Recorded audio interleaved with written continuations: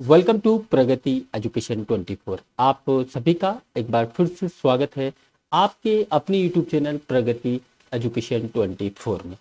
देखिए, चिकित्सा स्वास्थ्य एवं परिवार कल्याण विभाग में भर्तियों की तो भरमार है। चाहे वो संविदा आधारित भर्ती हो, चाहे नियमित भर्तियां हो, चाहे यूटीबी की भर्तियां ही क्यों ना हो। चिकित्सा विभाग में बहुत सारी भर्तियां आती रहती हैं, लेकिन कुछ टेम्पररी भर्तियां हैं।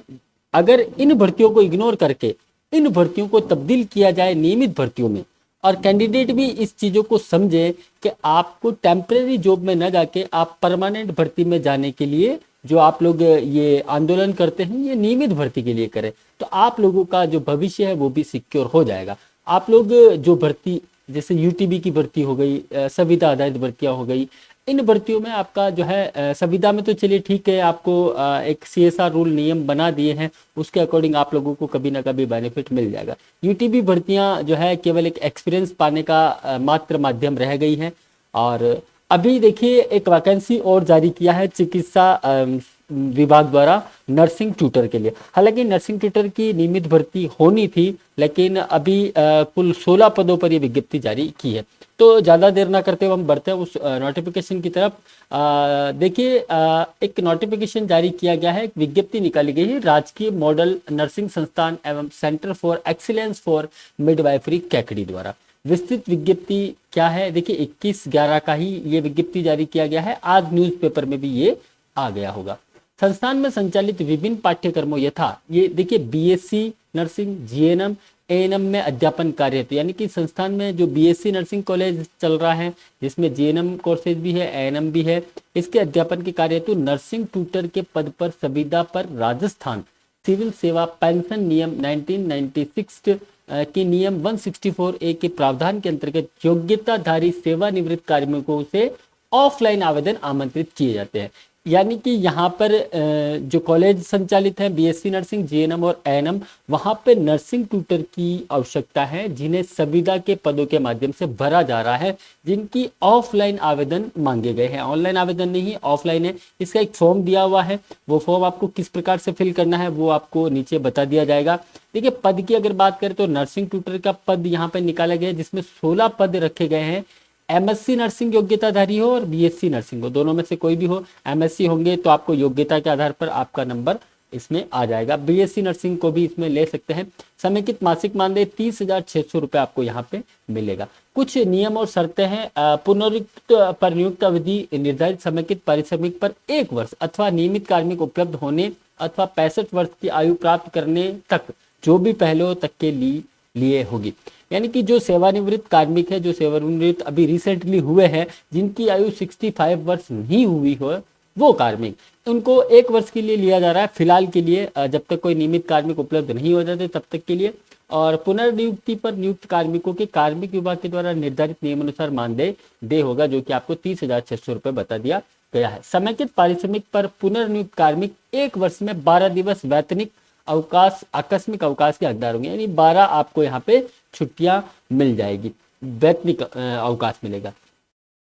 और राजस्थान सेवा नियम 1951 के अधिक उपार्जित अवकाश या किसी भी अन्य प्रकार के अवकाश का हकदार आप नहीं होंगे। बिना अवकाश के प्रत्येक दिवस की अनुपस्थिति के लिए मासिक पारिश्रमिक का 130 यानी कि 1/30 भाग आपका सैलरी में से काट लिया जाएगा अगर आप एक्स्ट्रा छुट्टी लेते हैं। तो राजकीय कार से यात्रा करने पर यात्रा भत्ता समेकित पारिश्रमिक के आधार पर विद्यमान यात्रा भत्ता नियमों के अधीन प्रवर्ग के अनुसार अनुयोग्य होगा।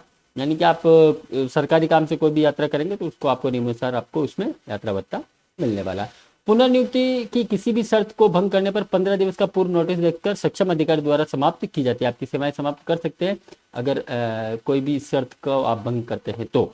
राजकीय हित में पुनर्नियुक्ति अवधि में 1 वर्ष अथवा 65 वर्ष की आयु प्राप्त करने तक जो भी पहले हो तक अभिवृद्धि आपसी सहमति से की जा सकती है।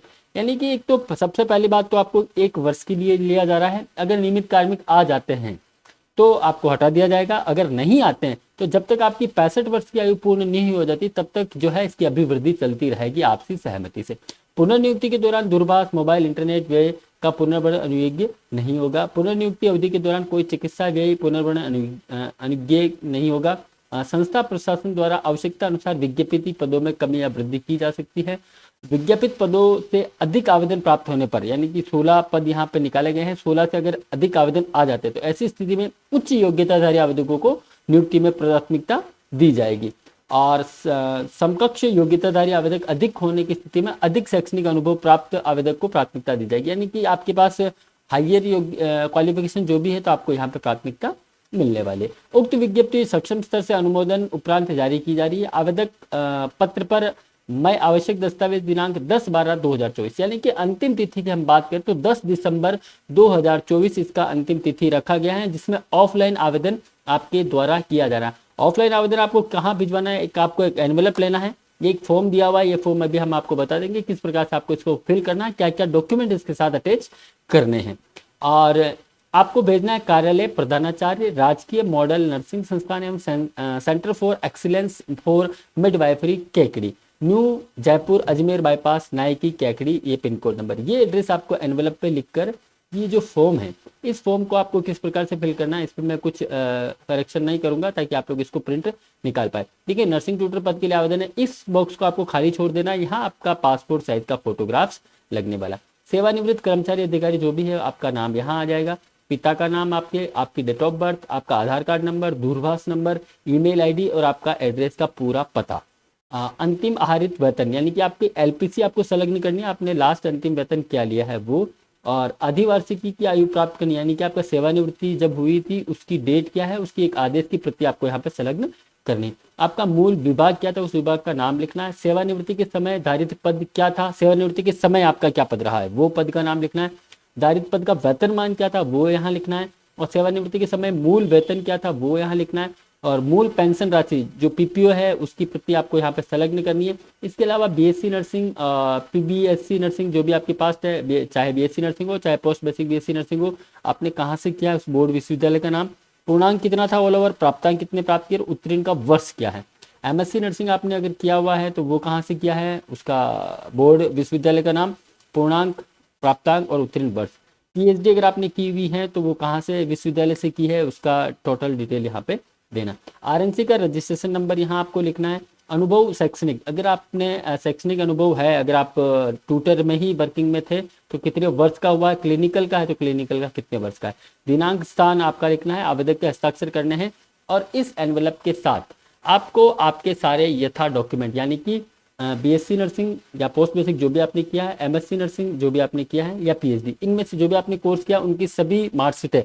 ऐसा ना हो कि आप अंतिम वर्ष की भेज दें, आप सारा सेमेस्टर सारे ईयर जो भी थे उनकी सभी मार्कशीट है।